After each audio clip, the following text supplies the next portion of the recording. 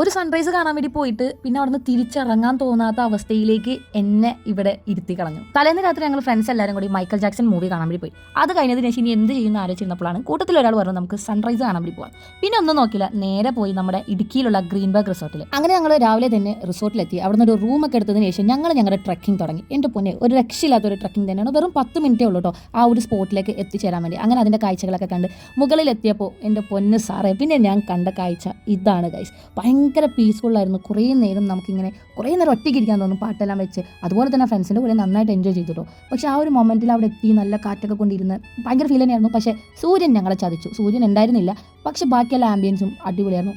ഇവരുടെ ഏറ്റവും സ്പെഷ്യൽ ഇവരുടെ ഫുഡ് തന്നെയാണ്. ഞങ്ങൾ അവിടെ നിന്ന് ഇറങ്ങിയതിന് ശേഷം നേരെ പോയി ബ്രേക്ക്ഫാസ്റ്റ് കഴിച്ചു. എല്ലാം ഭയങ്കര ടേസ്റ്റി ആയിരുന്നു. ഇവരുടെ ഓൺ പ്രൊഡക്ഷൻ തന്നെയായിരുന്നു ഫുഡെല്ലാം. അപ്പോൾ എല്ലാം കൊണ്ട് നമ്മൾ ഭയങ്കരമായിട്ട് എൻജോയ് ചെയ്തൊരു സ്പോട്ട് തന്നെയാണ്. അപ്പം നിങ്ങൾ ഫാമിലി ആയിട്ട് വന്നാലും കപ്പിളായിട്ട് വന്നാലും ഫ്രണ്ട്സായിട്ട് വന്നാലും എൻജോയ് ചെയ്യാൻ വേണ്ടി പറ്റുന്ന ഒരു കിഡിലൻ സ്പോട്ട് തന്നെയാണ്. അപ്പോൾ ഇത് വരുന്നത് നമ്മുടെ ഇടുക്കിയിലാണ്. ഇടുക്കിയിലുള്ള ഗ്രീൻബർഗ് റിസോർട്ട്.